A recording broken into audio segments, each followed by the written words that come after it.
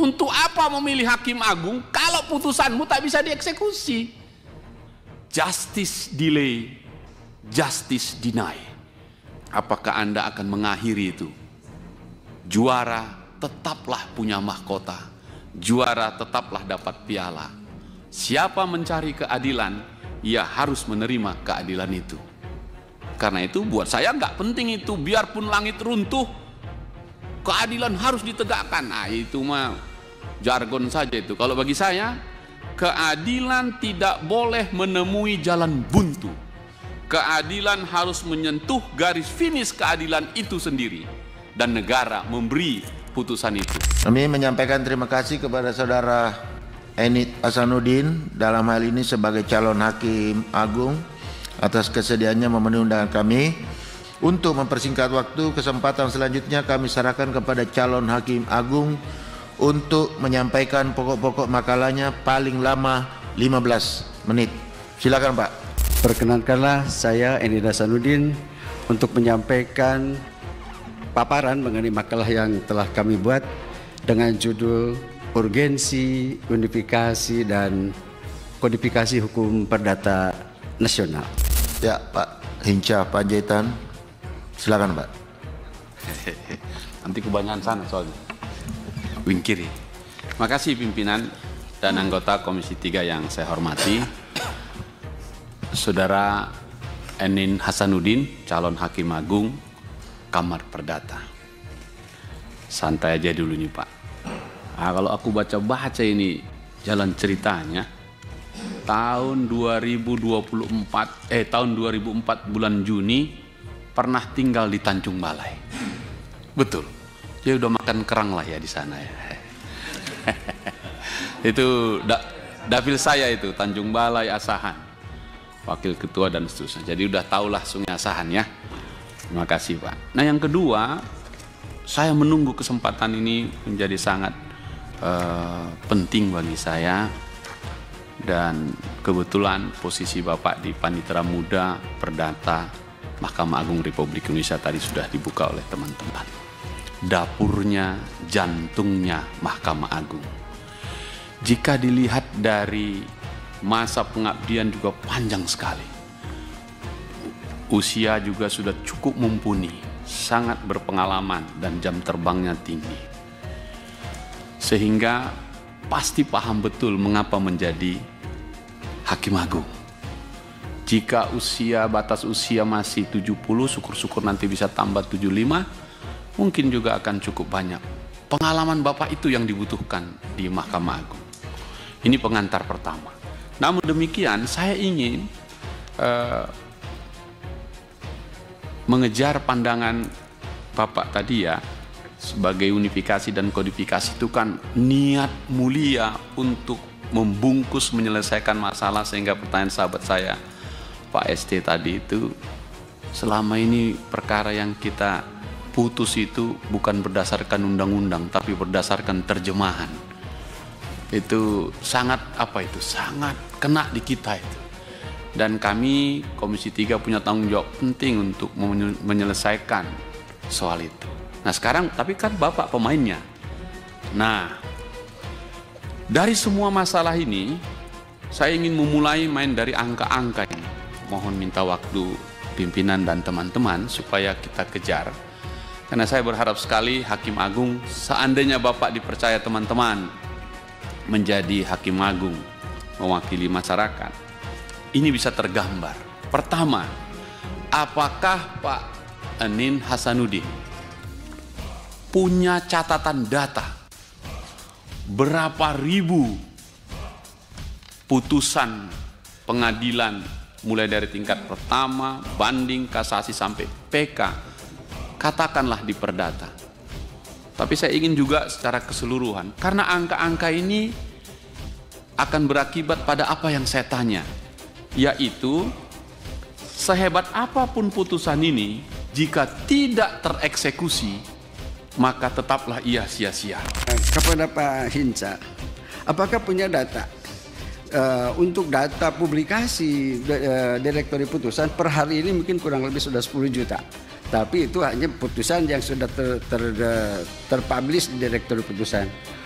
per tahun 2014 kalau tidak salah. Data sebelumnya belum terpublish walaupun dicoba untuk digitalisasi, namun belum berjalan karena kekejar dengan perkara-perkara yang harus diselesaikan. Nah, berkaitan dengan eksekusi, data per hari ini sudah 85% Pak.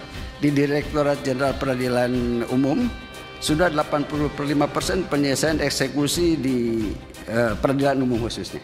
Jadi dari 43.000 sudah diselesaikan 27.000, sehingga 34.000 sudah diselesaikan kurang lebih 27.000, sehingga tersisa hanya 4.000. Dan ini menimbulkan atau masih alhamdulillah sih sudah ada penyelesaian walaupun sebetulnya harusnya 0. Saya selalu menyampaikan ungkapan yang sangat terkenal, justice delay, justice deny. Ya kalau agak lambat, agak enak terjemahannya, mungkin lebih sedap dengarnya. Keadilan yang terlambat diberikan sama dengan keadilan itu dikesampingkan. Kalau saya lebih keras lagi, keadilan yang tertunda adalah kejahatan yang sempurna. Bagi saya itu. Karena memang negara hukum mengharuskan Anda negara hadir. Anggarannya cukup, semua lengkap, tapi mengapa putusan tidak bisa dieksekusi? Bagi saya itu kejahatan. Begitu. Nah, dari situ kalau Pak Hasanuddin setuju dengan itu, saya ingin menggambarkan poinnya ini karena kaitan nanti kodifikasi dan unifikasi. Kita sudah mulai di Kamar Perdata itu tahun 2022. Betul ya. Nah, kalau kita ambil saja perkara tahun 2022, jumlahnya besar sekali perkara itu. Rata-rata di pengadilan negeri tingkat pertama itu 3 jutaan, 3,5 juta. Rata-rata itu di pengadilan negeri tingkat pertama. Dibanding ya kira-kira 25 sampai 30 ribu. Di Mahkamah Agung sekitar 28 ribu dan seterusnya. Rata-rata hampir selesai. Tetapi bukan sekedar menyelesaikan perkaranya itu. Pertanyaan saya, apakah pernah menghitung berapa hasil uang yang diputus dalam putusan itu yang mestinya diberikan ke negara atau terdeliver ke masyarakat?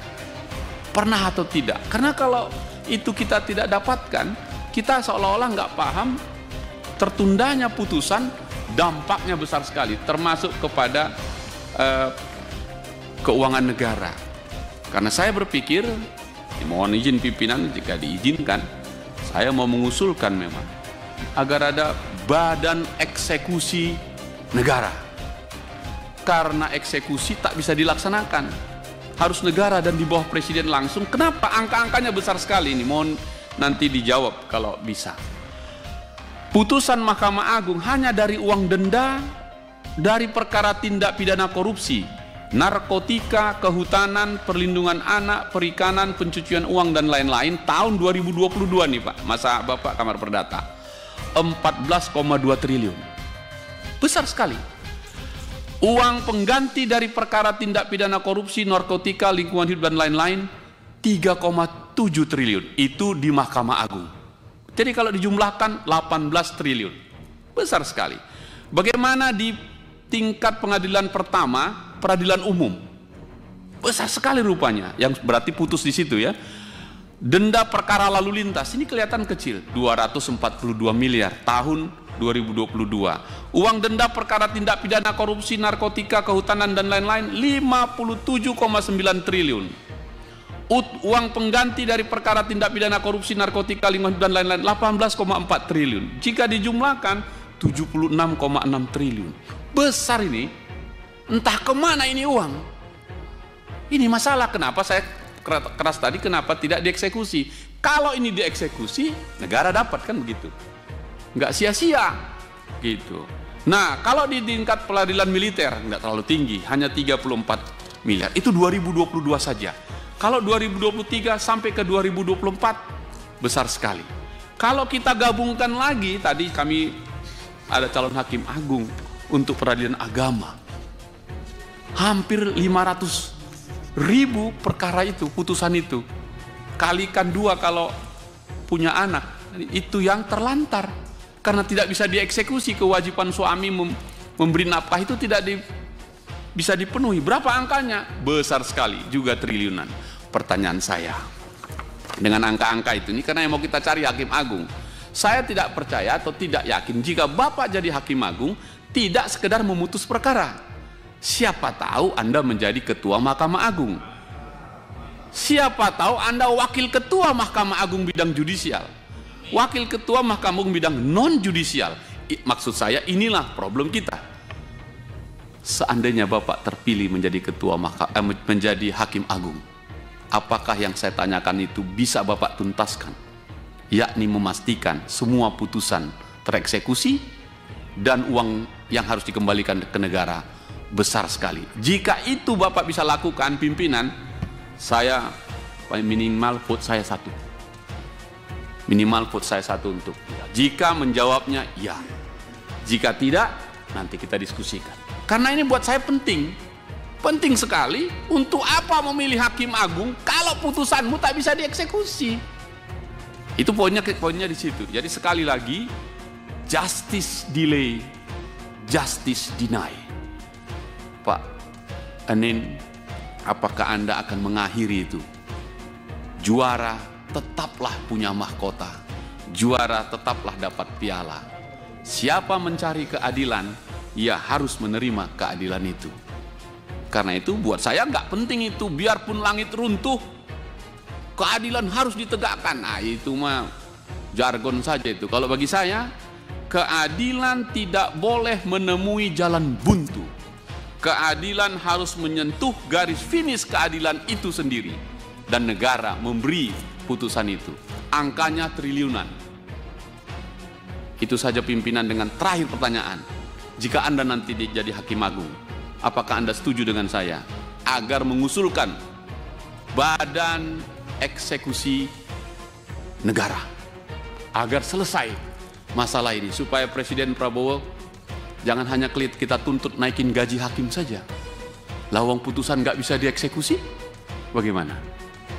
Jadi dia berimbang. Itu saja pimpinan. Mudah-mudahan Pak Hasanuddin dengan pengalaman yang panjang, apalagi sudah pernah makan kerang di Tanjung Balai, harusnya pengalaman ini cukup untuk menambah kearifan lokalnya. Terima kasih pimpinan. Bagaimana untuk solusi? Yang saya pikirkan adalah tadi yang disampaikan oleh Pak Hinca bahwa ada badan eksekusi apapun, badan eksekusional. Saya mungkin dari dulu pemikiran saya itu lebih setuju. Karena tugas hakim itu hanya sampai memutus saja. Karena untuk eksekusi adalah merupakan tugas administrasi. Sehingga jangan dibebankan eksekusi itu kepada ketua pengadilan. Terlalu berat. Dan akhirnya banyak sekali gedung-gedung pengadilan yang dibakar atau dirusak oleh massa akibat gagalnya eksekusi. Jadi saya setuju dengan apa yang disampaikan oleh Bapak. Di Belanda itu ada badan eksekusi tersendiri kalau tidak salah, namanya TGV, lupa singkatannya. Kemudian yang kedua, ketika kami melakukan penelitian di Australia juga ada satu pasal dalam hukum acara PHI itu, yaitu ada ketentuan bahwa apabila yang kalah tidak melaksanakan eksekusi dengan sukarela, maka dikenakan denda $35.000 Australia kalau tidak salah. Jadi itu bisa dicontoh. Adapun mengenai kami serahkan kepada bapak sekalian untuk bagaimana merumuskan itu. Dengan demikian maka eksekusi itu tidak atau sudah keluar dari ranah beban ketua pengadilan, kemudian dikembalikan kepada para pihak dan dikenakan denda. Mungkin kalau untuk rupiahnya harus dilihat daripada nilai sengketanya, mungkin 50% dari nilai sengketa, atau mungkin harus dilakukan kajian lagi begitu. Berbicara mengenai tadi yang Bapak sampaikan mengenai kualitas putusan, kemudian menjawab juga dari pertanyaan dari pembatasan perkara. Ini menurut hemat kami ini saling kait mengkait. Pertama dari kodifikasi, yang kedua dari beban kerja Mahkamah Agung, beban kerja Hakim Agung yang sangat berat dibandingkan dengan jumlah hakim agung. Ini juga menjadikan maaf misalnya kalau tadi berpahincak kualitas kurang menggigit barangkali atau kurang bagus, ini juga saling berkaitan. Oleh karena itu saya punya pemikiran bahwa yang pertama, GS itu mohon untuk didukung untuk dinaikkan nilai sengketanya. Sekarang 500 juta, mohon untuk dinaikkan menjadi 2 miliar. Dengan demikian sengketa-sengketa yang kemarin minggu lalu saya baca perkara 65 juta masuk ke wilayah PK Pak. Aduh, saya dari sisi nilai sih sedih, tapi dari sisi hak mereka kasihan begitu. 65 juta masuk ke ranah PK. Peninjauan kembali. Jadi ini betapa memperjuangkan uang 65 juta bertahun-tahun. Oleh karena itu perlu dukungan dari bapak-bapak sekalian barangkali. Yang pertama untuk GS, kami berpikir bahwa karena di kecamatan, di kampung saya aja mungkin harga rumah itu sudah di atas 1 M ada gitu. Sehingga ini akan mengurangi nilai kasasi. Yang kedua, kami punya pemikiran untuk adanya pembatasan, Pak. Pembatasan nilai, tapi ini kalau itu dilakukan research aja, baru pemikiran saja. Research pemikirannya adalah nilai sengketa sampai 5 miliar cukup di tingkat PN. Kemudian sampai 10 miliar sampai tingkat banding, kemudian selebihnya baru ke tingkat kasasi kalau diukur dari sisi nilai. Yang ketiga pemikiran saya adalah mungkin kuasi peradilan itu final and binding di tingkat banding. Sehingga itu juga cukup memberikan beban kepada Mahkamah Agung dari kuasi peradilan itu. Seperti BPSK, KPI, dan lain-lain. Tapi ini mohon maaf hanya pemikiran saya aja, belum dilakukan riset. Kiranya dengan demikian maka jumlah perkara ke Mahkamah Agung akan semakin sedikit. Dan akibatnya apa? Insya Allah kualitas putusan akan semakin baik. Pak Hasanuddin, saya mau masuk sedikit saja supaya lebih tajam lagi ya. Yang pertama tentang tadi putusan yang sudah dieksekusi, dan tadi Bapak sempat jawab juga pertanyaan Pak sahabat saya Pak Wayan, bahwa Bapak baca itu semua pertimbangan-pertimbangan kasasi atau MK yang Bapak teruskan. Oke ya, kita hormat kepada di situ. Lalu tadi disebutkan juga e-court. Nanti kaitannya ke eksekusi tadi. E-court yang lahir karena tak sengaja. Alam yang bikin itu karena COVID. Bukan karena pikiran kita yang secara utuh kita buat. Terpaksa itu sebenarnya. Tetapi apa yang terjadi, tadi Bapak akui, saya juga mengalami. Varia peradilan untuk usia-usia kita adalah buku yang kita tunggu, majalah yang kita tunggu. Karena akan ada putusan yang pilihan di situ. Dan pasti rujukan skripsi, tesis atau disertasi di era itu. Tetapi dengan e-court, yang ada Bapak sebut tadi cepat-cepat saja. Tapi pertimbangan hukumnya tak lagi dibaca oleh hakim itu. Sehingga ketika ada kesalahan gak sempat renvoy. Berbeda kalau dibaca pertimbangan hukumnya. Sekarang para lawyer, para hakim siapapun yang nanya ke Mahkamah Agung atau kita, yang ditanya nggak itu lagi, amarnya apa? Tolak atau terima? Oke? Jadi ada dalam tanda kutip kehilangan kerinduan Bapak tadi. Saya juga merasakan. Jadi nanti akan ada hakim selama memegang perkara nggak pernah dibacakannya putusannya gara-gara e-court ini, dan itu berbahaya. Jadi belum tentu e-court itu jawaban atas semua yang kita rasakan. Administratif yes, tetapi kualitas putusan tidak. Nah, karena itu saya mau masuk tadi di sini. Hasil putusan yang angka-angkanya ada. Pertanyaan saya begini, Pak. Apakah itu karyanya jaksa? Kalau di pidana ya, atau para penggugat dan tergugat itu, atau karyanya Mahkamah Agung? Kalau itu dianggap sebagai KPI-nya, itu karyanya Mahkamah Agung. Karena itu sebaiknya di Mahkamah Agung dicatat itu putusan ini tentang lingkungan membayar denda kepada negara 2 triliun. Dicatat itu. Siapa kerja siapa itu? Itu kerjanya si pengambil keputusan. Itu poin saya di situ, Pak. Sehingga dasar kita tadi meminta badan eksekusi negara tadi atau apapun namanya menyelamatkan putusan itu tadi. Jadi saya mohon Pak Hasanuddin mengingatkan betul, saya ingatkan betul itu, agar jika ada kesempatan itu yang kita sampaikan ini Bapak perbaiki dalam konteks kodifikasi dan unifikasi sistem hukum yang Bapak tulis tadi. Ini kan backgroundnya nih, Pak.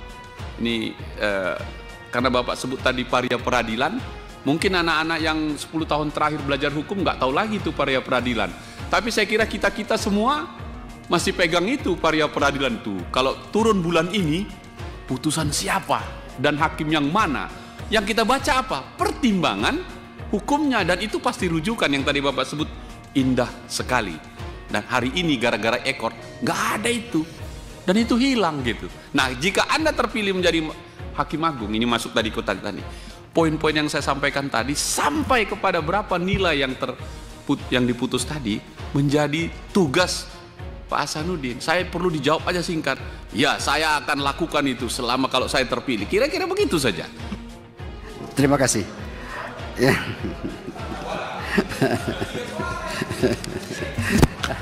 Ya silakan lanjut. Oke, terima kasih akan saya jawab dan itu ya insya Allah akan kami lakukan ya. Oke. Paling tidak kami sebagai misalnya anggota baru di sana akan kami usulkan ke forum kamar dan untuk dibawa ke forum pimpinan. Yang berikut menjawab tadi variabel peradilan yang telah hilang sekarang ada gantinya Pak. Kami sebutkan garda peradilan. Kami membuat garda peradilan di kepaniteraan untuk dan itu mungkin belum bisa diakses publik. Kalau di India sih di Mahkamah Agung India sudah terpublish dengan putusan hampir tiap hari saya dikirimi. Kemudian ada juga landmark putusan. Ini menjadi proyeknya Puslitbang dari Badan Litbangdiklat dan itu terbatas paling 12 atau sampai 20 per tahun. Itu proyek kami dari Mahkamah Agung. Kemudian yang ketiga bisa dibaca juga di jurisprudensi walaupun ini tidak tersebar.